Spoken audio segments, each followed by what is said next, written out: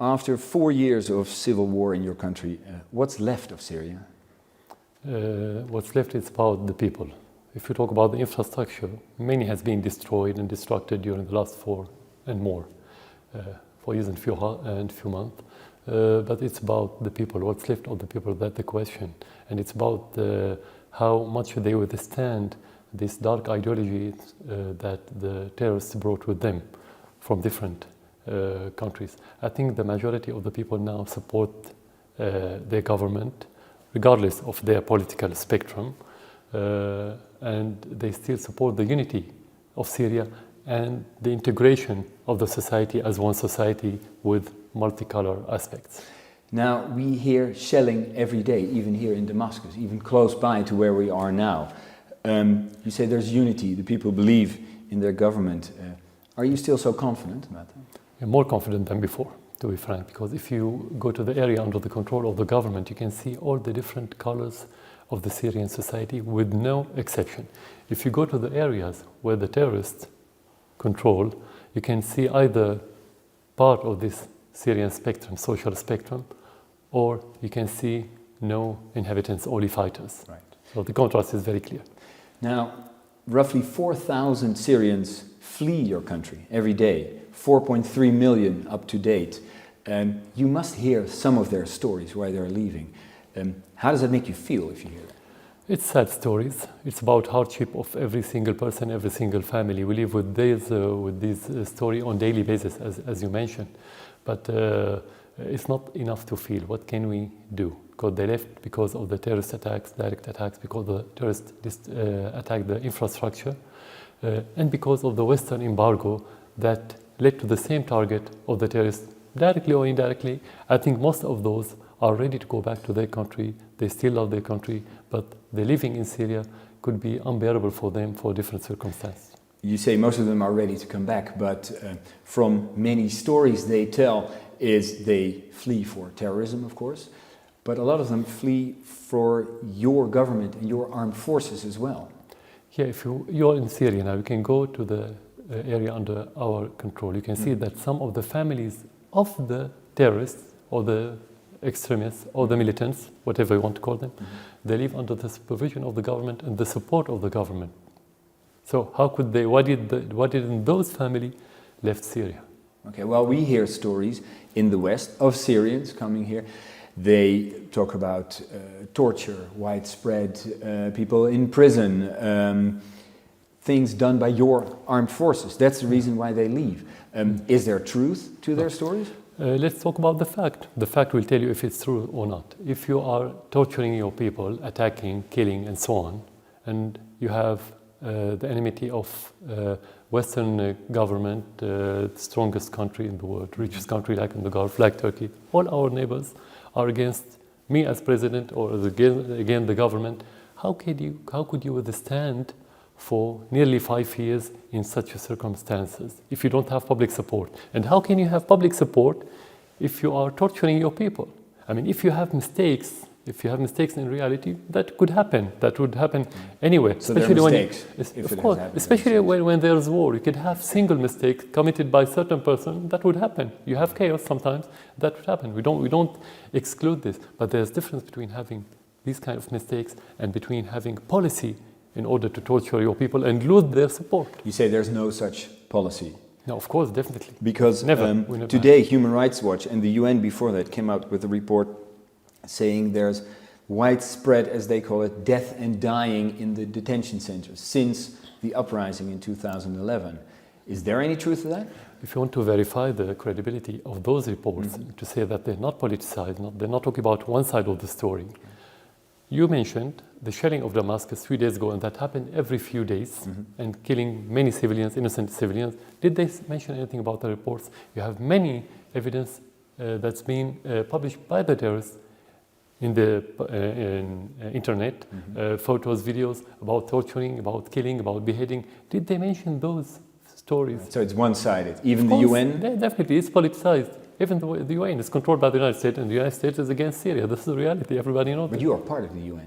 Syria is part of the UN family. Yeah, but the UN is a biased institution because it's under the control of the United States and its allies. And so you say reports about widespread torture, human rights violations after 2011, those are biased, not true. They are based on stories. Stories, you can pay anyone to tell you any story. Like the Qatari is doing this, they publish many reports financed by the Qatari, by the Saudi. This means nothing.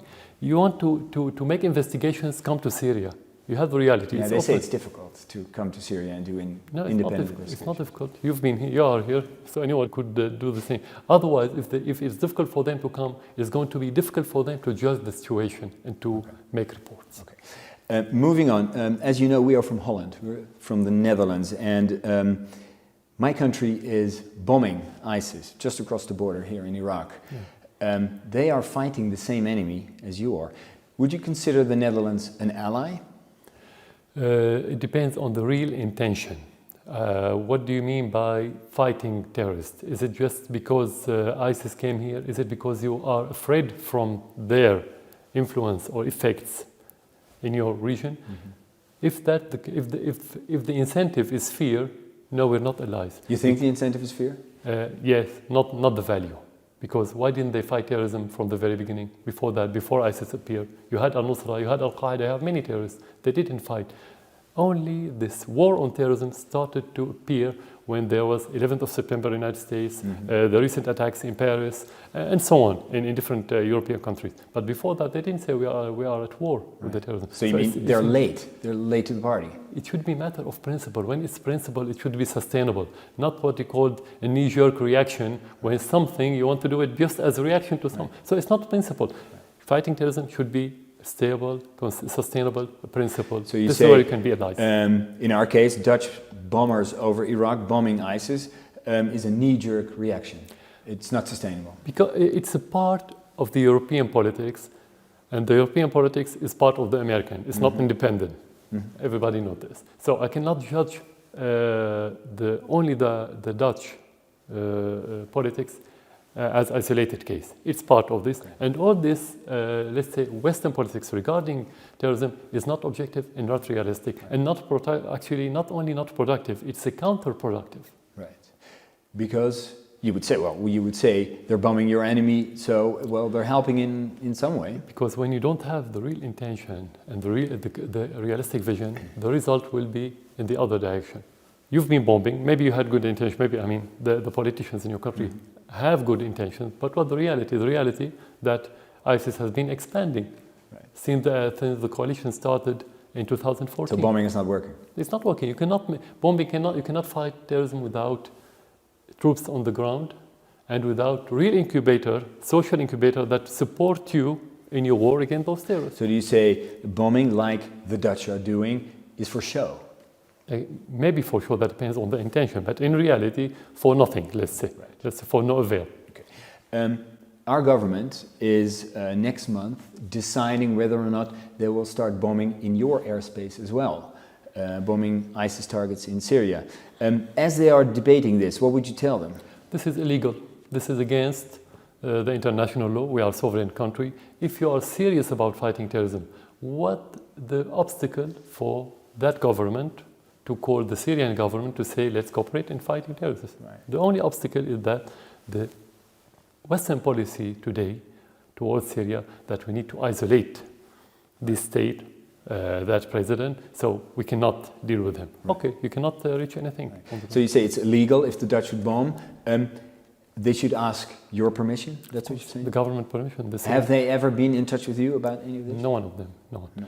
Some European governments send their intelligence in order to make kind of cooperation, security cooperation regarding the terrorism, because they are afraid of the terrorists. Right. Of course, because they say there's a mandate for it because Iraq has asked for its help, and now we can bomb in Syria as well. No, they cannot. They don't have the right. This is illegal.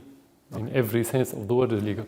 The Netherlands are also saying if there should be sustainable peace in Syria, that has to be without you. There might be a transitional period, but in the end, it can only be without you.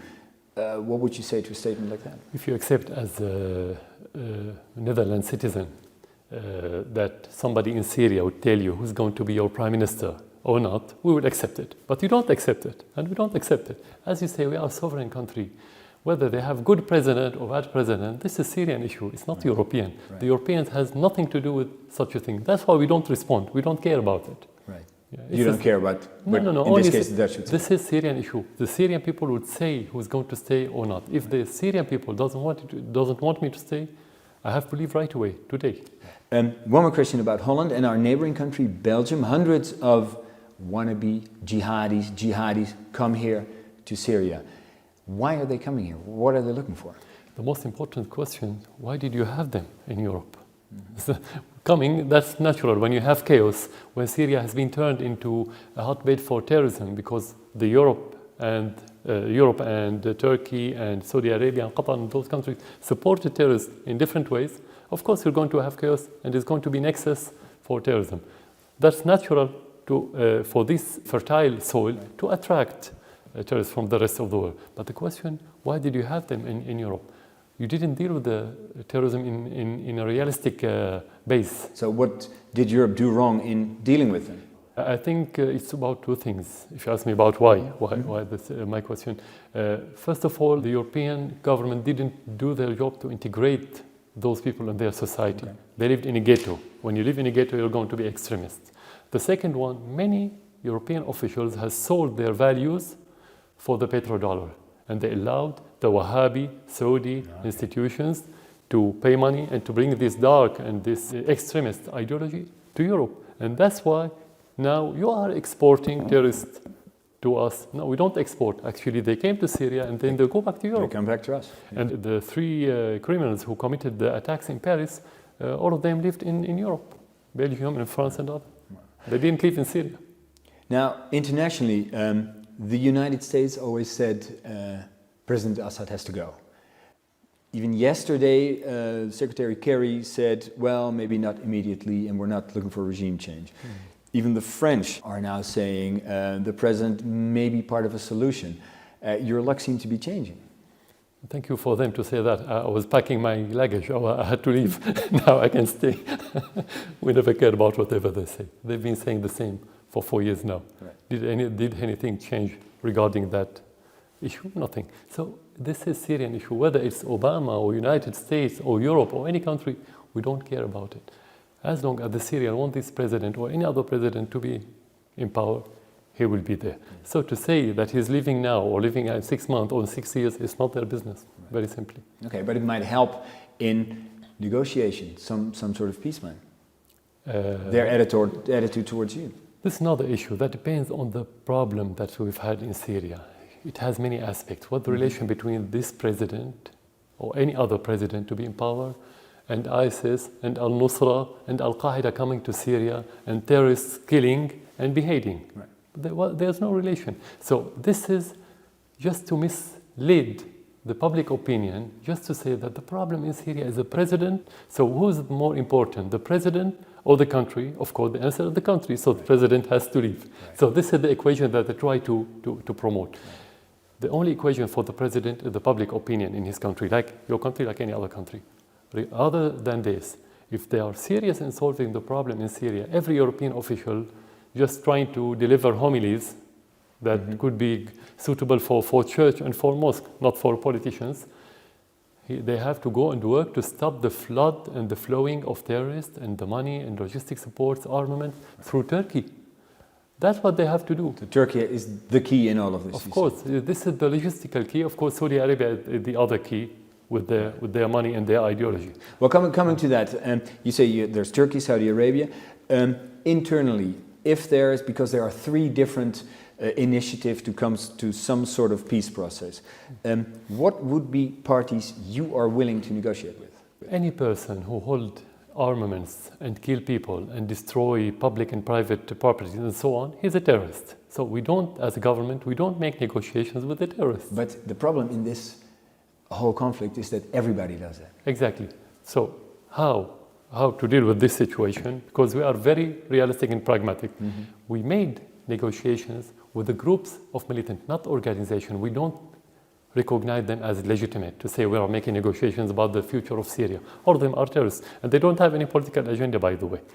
We made negotiation with a group of those in order to go back to their normal life, to give up their armaments and to have amnesty. And it worked. And this is really solution on the ground now. It's moving from area to area. Right. Because, as I said, all the parties are involved in shelling, killing, your government as well. Exactly. How about international parties?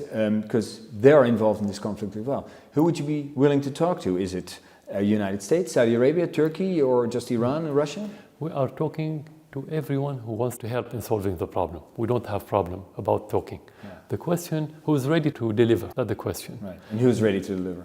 None of them. Only Russia and Iran and their allies and the other countries that support politically the Syrian government or the Syrian legitimacy. But not the West. No one in the West is ready. Few countries are ready because they don't dare to make contact with Syria and to solve the problem unless the United States want to impose its agenda on them and on us. But in the end, you would have to negotiate with as many parties as possible. Of course. Would you be willing to negotiate with parties whose aim it is to have you removed in the end? Of course. I mean, their way, if they want me to go, they have the ballot box. We are ready. We don't have problem. They can convince the Syrian people that there's better alternative. This is not appropriate choice for the future. And the president will leave. But they don't have problem. That sounds really good, but in practice, realistically, in Syria, if you've seen the history of Syria, how much freedom do opposition parties have? How much freedom do politicians have to criticize you or to rise up against you? Let me be objective. We're not Europe yet. And this is a cultural issue. It's not only political. But we are on the way for more democracy in Syria. We are moving slowly but surely. It's not something related to the president because Syria is not my company. It's a country, it has people. I mean, the process of democracy is a social process and political at the same time. So we're moving forward. But one could say that 4 years ago, there was a step in that process of people rising up and there was a brutal crackdown. How many? How many rised up? Do you have a number? The majority of the number in one day in Syria at the beginning of the crisis was 130,000. Let's make them double, 300. Right. Double them again, 600,000. It's nothing out of 24 million.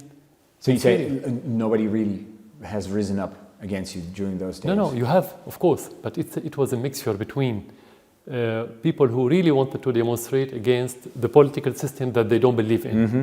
You have people who's been paid by Qatar in order to demonstrate for the propaganda, and you have the terrorists who's been infiltrating those demonstrations in order to kill the policeman in order to retaliate. That's what happened in the first week of the... So that's only what happened. The police retaliated on killings that were done from within the group that was protesting. The first week we had many policemen being killed by the demonstrators. Who are they? Yeah. Peaceful demonstrators? Of course you have machine guns and you have everything from the very beginning. So that's what's happened. Anyway, the president, if he wants to leave, he will leave through the constitution and ballot box. And if he wants to come, he will come through the constitution and the ballot box. And both will reflect the public opinion. Right. Has there been credible opposition in the last years? Credible people who challenged you? We have opposition. You can meet them. They are in Syria. They live in Syria. They have grassroots, Syrian grassroots, big, small opposition, new. I mean, this is another issue, but we have them, of course, and they are allowed to. Because we in the West would think, well, what we have seen in the media, all kinds of media, a brutal crackdown, and now a war where there's stories of barrel bombs, of massive incarceration, of extreme government violence. One would think twice before he would oppose you, criticize you. The question, what means would you resort to when you have people killing police and destroying and burning for the first days? It didn't happen 6 months later, like the propaganda in the West tried to promote that peaceful demonstrations turned into armed actions just because the crackdown. That's not true. Again, they killed the policeman for the first week. Looking back, what would you have done differently in 2011? What would you have done differently now? The two things that we based our politics on, the two pillars, are dialogue and fighting terrorism. Today we're going to keep fighting terrorism and we're going to continue with the dialogue with every involved party in Syria. So even if there would be an uprising like there was in 2011, you would react the same? If the same happened, people killing police, we have to respond. Right. That's our job as a government. Right. Concluding, if you look back on 4 years, a large part of the country is under control of different rebel groups of ISIS. Innocent people are dying on both sides of the front. People are suffering. You are the president. You are responsible for protecting your people. Do you ask yourself, have I done enough to protect my people?